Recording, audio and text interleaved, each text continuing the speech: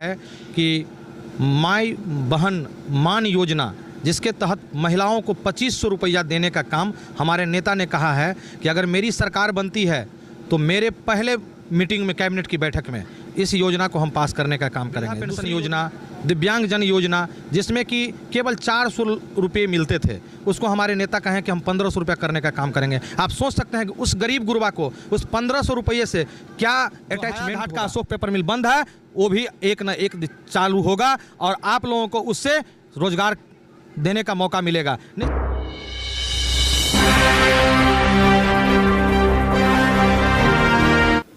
नमस्कार, बिहार मिथिला न्यूज में आपका स्वागत है। मैं हूं मनोज। देखिए, राष्ट्रीय जनता दल लगातार जनता के बीच में एक संदेश देने जा रही है, क्योंकि 2025 में चुनाव है। खासकर राष्ट्रीय जनता दल लगातार ये जो है चूड़ादही के माध्यम से लोगों के बीच, तिलकुट के माध्यम से जो मिठास घोल रही है। खासकर बता दें, दरभंगा में लगातार राष्ट्रीय जनता दल के नेताओं के द्वारा चूड़ादही कार्यक्रम हो रहा है। 15 तारीख को ललित यादव के यहाँ हुआ था, 16 तारीख को अली अशरफ फातिमी के यहाँ हुआ, उसके बाद भोला यादव के यहाँ हुआ 20 तारीख को, और आज हम बता दें कुमार गौरव जो अति पिछड़ा प्रकोष्ठ के हैं, आज उन्होंने अपने आवास पर आज चूड़ादही के कार्यक्रम के माध्यम से तेजस्वी यादव का वो संदेश जो 2500 माई बहन का योजना है, इसके अलावा जो रोज़गार दिए गए उसको लेकर के आज पूरे जनता को आमंत्रित किया है।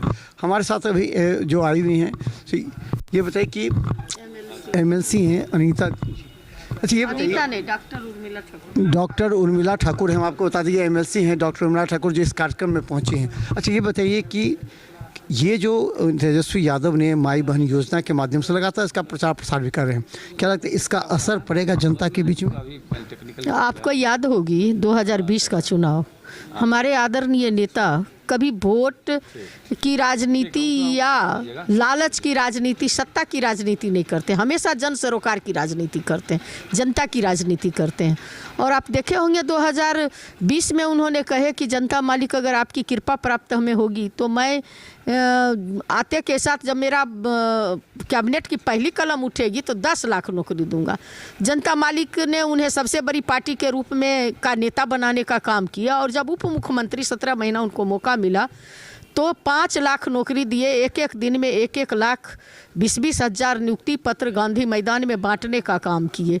तो वो जो बोलते हैं वो करते हैं। और उन्होंने मेडल लॉ और नौकरी पाओ के द्वारा भी 73 व्यक्ति को डीएसपी बनाने का काम किए।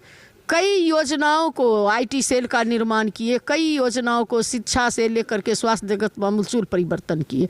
अभी उन्होंने जो घोषणा किए हैं, उस समय भी लोग कहते थे कहाँ से रुपया लाएगा, बहुत ढंग की बातें बोलता था, लेकिन हमारे आदरणीय नेता जो बोलते हैं वो करते हैं और कलेजा ठोक उसकी गारंटी देते हैं।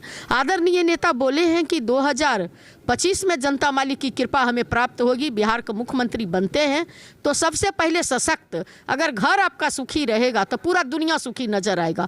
और घर को सुखी करने वाली लक्ष्मी जो है वो औरत होती है। उसके लिए आदरणीय नेता कहे कि वो अपने इच्छा को मार करके घर चलाती है, इतनी कमर तोड़ महंगाई है, उसे 2500 रुपया प्रत्येक महिला को प्रत्येक महीना अगर जाने लगेगा तो वो भी अपनी इच्छा को पूर्ति कर सकती है। ये कहे कि केजरीवाल के तर्ज पर विपक्ष करे, केजरीवाल के तर्ज पर ये करने, वोट बैंक को खाली ये पैसा अभी भी करे, कहाँ से लाएंगे 2500 रुपये? 18 वर्ष से ऊपर की लड़कियों को आप दे रहे हैं, तो किस तरह? सभी को दिया जाएगा। आपको काम करने की नियत और नीति होनी चाहिए। हमारे आदरणीय नेता के पास विजन है, काम करने की उनका सोच है। अगर आप गद्दी पर ही रहेंगे और काम करने की अगर आपका नियति नहीं है, नियत ठीक नहीं है, तो काम नहीं होगा। और आप अगर काम करना चाहते हैं तो नहीं कुछ रहने के बावजूद भी पत्थर पर भी घास उगा सकते हैं। आप नीतीश जी के खिलाफ तो नहीं बोला जा रहा है? नीतीश जी के साथ में आने की संभावना है क्या? नहीं, देखिए, हम किसी का साथ आने और जाने की बात नहीं करती।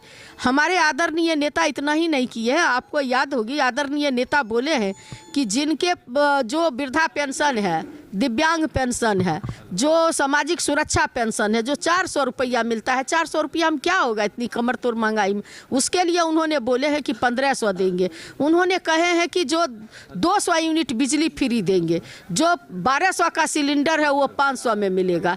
इसलिए ये बात नहीं है कि किसी तरह का इफ बट या किसी का नकल। हमारे आदरणीय नेता नकल नहीं करते। सब जो है बाबू लालू प्रसाद यादव के पाठशाला से ही निकल करके ट्रेनिंग लेके जाते हैं और बेईमान हो जाते हैं। तो क्या करिएगा? जनता के साथ गद्दारी करने वाले लोगों के बारे में मैं क्या बोल सकती हूँ? अच्छा, एक चीज़, प्रशांत किशोर कितना नुकसान पहुँचाते? क्योंकि कहा जाता है प्रशांत किशोर काफ़ी ज़्यादा नुकसान पहुँचाए उपचुनाव में बिहार में, तो इस बार भी कहीं कोई नुकसान नहीं पहुंचाएंगे। वो भाजपा का बी टीम बन करके बिहार में काम कर रहे हैं, जो कि गांधी मैदान में साबित हो गया कि किन किन के गाड़ी से चल रहे थे। इसलिए लोग इस बात को समझ चुका है। जब लोग समझ जाएंगे तो स्वाभाविक तौर पर कहता है महागठबंधन को कोई नुकसान नहीं पहुंचेगा। अच्छा, एक चीज़, अति पिछड़ा प्रकोष्ठ को लेकर के चर्चा चल रही है कि हर विधानसभा में अति पिछड़ा को अगर नहीं मिलता है सीट तो उससे अति पिछड़ा वोट बैंक नाराज हो जाता है। यहाँ का आपको हाईघाट विधानसभा का बात करेंगे तो हाईघाट विधानसभा में जब भी अति पिछड़ा को मिला तो उसको वोट मिला और नहीं तो उसका नुकसान पहुँचा है। अति पिछड़ा के लिए आप किस तरह लड़ाई लड़ रही हैं?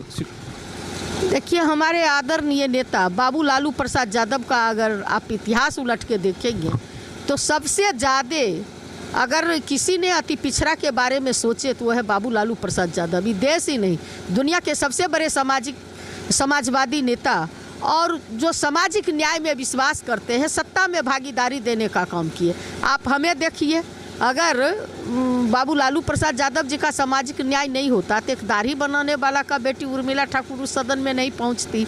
आपने देखे पुनेश्वर मंडल को देखिए, आप विद्यासागर निषाद को देखिए राज्यसभा में, कुमकुम राय जो धानु की बेटी थी उन्हें राज्यसभा भेजने का काम किए।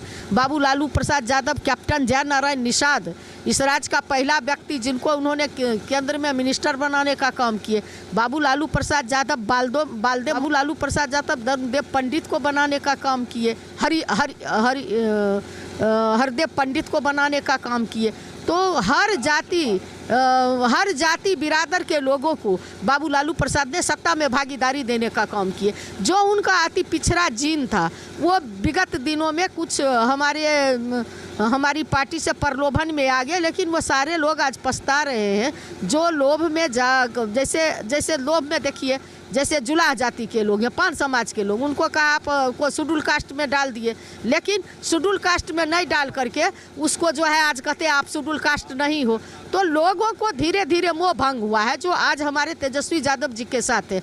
और एक चीज़ और मैं कहना चाहती हूँ, जननायक कर्पूरी ठाकुर अति पिछड़ा को 12% आरक्षण दिए, बाबू लालू प्रसाद उसको 14% दिए, और इस राज्य की पहली महिला मुख्यमंत्री राजमाता राबड़ी देवी जी उसको 18% आरक्षण दिए। और बाबू तेजस्वी प्रसाद यादव जी बोले जिसकी जितनी भागीदारी उसकी उतनी हिस्सेदारी। उन्होंने जातिगत जनगणना करके जाति पिछड़ा भाइयों को 25% आरक्षण दिया और सारे आरक्षण को मिलाकर 65%, और प्रगतिशील समाज के 10% आरक्षण को मिला करके 75% आरक्षण करके केंद्र को भेजने का काम किए, किसे नवीं अनुसूची में शामिल कर दिए। लेकिन बेईमान केंद्र में बैठे हुए लोगों ने इसको नवीं अनुसूची में शामिल नहीं किया। तो अति पिछड़ा का हमेशा से सम्मान दिया गया है, और जो कदम राष्ट्रीय जनता दल ने उठाया है, जो बोलने में जुबान में ताकत देने का काम किया, कलेजा में बल देने का काम किया, जिसके तहत अति पिछड़ा के लोग मुखर होकर के आज बोलते हैं मैं अमुक जाति का हूँ और हमें भी भागीदारी चाहिए। यह बाबू लालू प्रसाद यादव का देन है,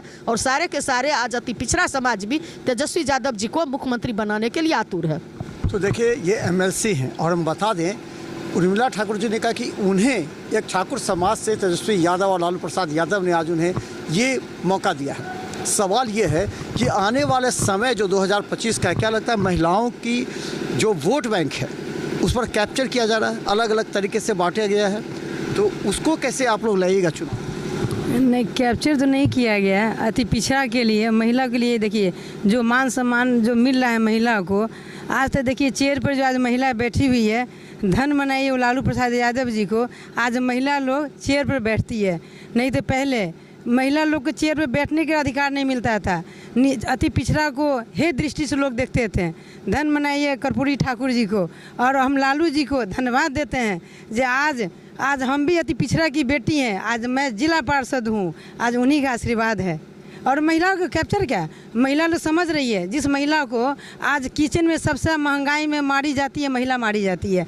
जो सिलेंडर पर मिलता था 400-500 में 1000 रुपया में मिल रहा है, आज क्या हुआ, आज इस महिला के लिए आज तेजस्वी जी बहुत बड़ा काम किए हैं, माई बहन योजना। क्यों, महिलाओं की इच्छा पर मार के लोग काम करती थी, आज कम से कम राशन के लिए कि कोई तरह की समस्या हो रहा है उसके लिए मिलेगा, महिला स्वतंत्र होकर अपने किचन के लिए काम करेगी। ये नहीं नीतीश जी के जैसा बोलते हैं कि महिला को आरक्षण दे रहे हैं, लेकिन साथ ही साथ महिला को जैसा बेइज्जत कर रहे हैं और इज्जत को उछालते हैं केंद्र में और अपने विधानसभा में, उससे बड़ा गलत क्या कर रहे हैं वो, कुछ नहीं।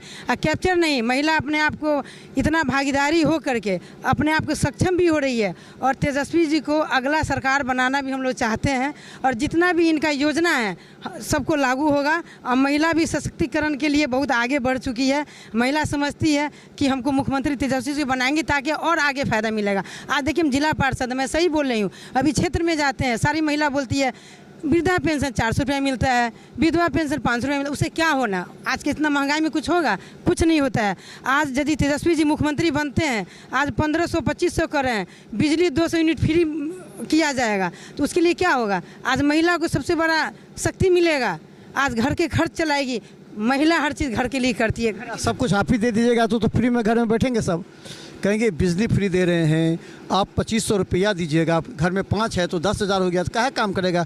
यानी आप लोग चाहते हैं कि महिला काम ना करे, घर में बैठे रहे। नहीं नहीं, ऐसा बात नहीं है। आज महिला, सुनिए, आज हम लोग बुझिए, आज पढ़ लिख के कॉलेज में हम थे, आज हम लोग आरक्षण मिला था, आज पंचायती राज में आरक्षण मिला था, आज जिला पार्षद बने हैं कि नहीं। यदि महिला को मिलेगा तो और अलग से काम करेगी, बड़ा बिजनेस बनाएगी, बिजनेस करेगी। 10,000 से घर में क्यों बैठेगी, 10,000 से क्या होने वाला। लेकिन जितना ही मान सम्मान के लिए देंगे ना, महिला उसमें बहुत खुश है। क्या नाम? मैं पूनम मणि शर्मा, जिला पार्षद और महिला प्रकोष्ठ की प्रदेश उपाध्यक्ष भी हैं। तो देखिए महिलाओं को मान सम्मान, और हम खासकर बता दें आज हम विशेष चर्चा इसलिए भी कर रहे हैं कि देखिए हायाघाट, एक बार बैनर दिखा दीजिए, ये कुमार गौरव जो है सो कर्पूरी ठाकुर जी की जो 24 तारीख को 121वीं राज्य जयंती है, उसको लेकर के कार्यक्रम का आयोजन किया। और खासकर हायाघाट विधानसभा के तमाम और नेताओं को यहाँ बुलाने का काम किया उन्होंने, और ख़ासकर वो ये चाहते हैं कि इस बार की जो राजनीति है वो निश्चित तौर पर जो है वो राष्ट्रीय जनता दल के तरफ आ जाए। और हम बता दें हमारे साथ कुमार गौरव है जिन्होंने इस कार्यक्रम को आयोजित किया है। कुमार गौरव जी, क्या लगता है कि राष्ट्रीय जनता दल इस बार पिछली हार में 10 में 1, सिर्फ 1, और हायाघाट विधानसभा की हम चर्चा कर दें तो अमरनाथ गामी 2 बार जीत गए, अति पिछड़ा को लेकर के जो हुआ तालमेल, इस बार जो है 10,000 से भोला यादव जी पीछे वो राष्ट्रीय जनता दल के थे। तो क्या लगता है कि फूट करो राज करो की नीति है? देखिए, दरभंगा के 10 विधानसभा क्षेत्र में आप देखेंगे कि 2025 का जो रिजल्ट आएगा, राष्ट्रीय जनता दल 10 विधानसभा सीट जीतने का काम हम लोग करेंगे। क्योंकि आप देखे होंगे कि पहले जो लालू जी के समय में अति पिछड़ा को जिन कहा जाता था, फिर अति पिछड़ा लालू जी के साथ जुड़ने लगे हैं। माननीय लालू जी के साथ जब अति पिछड़ा जुड़ जाएंगे तो आप सोच सकते हैं क्या रिजल्ट होगा। तो निश्चित रूप से दरभंगा के 10 विधानसभा राष्ट्रीय जनता दल जीतेगी। उसका कारण है कि हम लोग जगह जगह अति पिछड़ा में जा रहे हैं, अति पिछड़ा के लिए प्रोग्राम कर रहे हैं, और साथ ही हमारे नेता के द्वारा जो मैनिफेस्टो निकाला गया है कि माई बहन मान योजना, जिसके तहत महिलाओं को 2500 रुपया देने का काम हमारे नेता ने कहा है कि अगर मेरी सरकार बनती है तो मेरे पहले मीटिंग में, कैबिनेट की बैठक में इस योजना को हम पास करने का काम करेंगे। दूसरी योजना है वृद्धा पेंशन योजना, दिव्यांगजन योजना, जिसमें कि केवल 400 रुपये मिलते थे, उसको हमारे नेता कहें कि हम 1500 रुपये करने का काम करेंगे। आप सोच सकते हैं कि उस गरीब गुरबा को उस 1500 रुपये से क्या अटैचमेंट होगा, उससे क्या उसके बेनिफिट होंगे। तो ये बेनिफिट के बारे में सरकार, एनडीए की सरकार नहीं सोचती है, लेकिन मेरे नेता अभी ज़मीन पे गांव-गांव जा रहे हैं, एक एक कार्यकर्ता से मिल रहे हैं और वहाँ से एक निचोड़ निकाल के लाए हैं कि महिलाओं को सम्मान देना है। महिलाओं के सम्मान में हम अगर ऐसा करते हैं तो निश्चित रूप से महिलाएं भी आगे आएगी और राजनीति से लेकर के नौकरी पेशा तक जाने का काम करेगी। अभी देखे होंगे कि हमारे नेता जब 17 महीना के लिए बिहार के उप मुख्यमंत्री बने थे महागठबंधन की सरकार में, तो उन्होंने नीतीश जी से कहा था कि हम आपके साथ गठबंधन तब करेंगे जब हमने जो वादा किया है, जो चुनावी वादा था माननीय तेजस्वी प्रसाद यादव जी का कि 2020 का, कि अगर हमारी सरकार बनती है तो मैं 10 लाख नौकरी दूंगा। लेकिन हम 17 महीने के सरकार में उप मुख्यमंत्री के पद पर आए तो हमने, आप देखे होंगे कि 4 से 4.5 लाख नौकरी देने का बिहार में काम किए। और आप देखे होंगे उसमें 50% महिलाओं को सम्मान मिला है। महिलाएं शिक्षक बनी है, महिलाएं बिहार पुलिस बनी है, महिलाएं इंस्पेक्टर बनी है, महिलाएं स्वास्थ्य विभाग में गई है। आप सोच सकते हैं कि महिलाओं को सम्मान देने का काम अगर कोई करने वाले हैं तो हमारे नेता बाबू तेजस्वी प्रसाद करने वाले हैं। अब मान के चलिए हम हायाघाट विधानसभा की चर्चा करें, यहाँ बाढ़ और रोजगार को लेकर के बंद पड़े जो अशोक पेपर मिल है वो 1860 में इसको कामेश्वर सिंह ने प्रारंभ किया था, लेकिन 1983 के बाद बंद पड़े। कितने इसके बाद विधायक हुए, लेकिन आज तक उसका कोई जीर्णोद्धार नहीं, कोई काम नहीं हुआ। ये मुद्दा हायाघाट के लिए है या नहीं, इसे बता दें। देखिए, अशोक पेपर मिल एक सामाजिक मुद्दा है, वहाँ के रोजगार का एक मुद्दा है। अगर अशोक पेपर मिल का निर्माण होता है तो निश्चित रूप से समाज के एक एक कुनबा को वहाँ रोजगार मिलने का काम होगा और हजारों लोग वहाँ रोजगार करेंगे। तो निश्चित रूप से सरकार को उस पर भी ध्यान देना चाहिए, एमएलए एमपी को भी ध्यान देना चाहिए और इसको जल्द से जल्द चालू करवाने की ज़रूरत है। निश्चित रूप से इससे रोजगार को आंदोलन के रूप में कहाँ कोई नेता बना पाए, ना राष्ट्रीय जनता दल बना पाई। आप लोगों ने विरोध किया, लेकिन अभी भाजपा के विधायक है वहाँ, ये 5 साल में विरोध नहीं हो पाया। लोगों के जो आक्रोश है, पैसे नहीं मिले उन लोगों को, जो उन लोगों का पैसा बकाया था, हजारों लोगों के, ये मुद्दा तो उठेगा ना इस बार।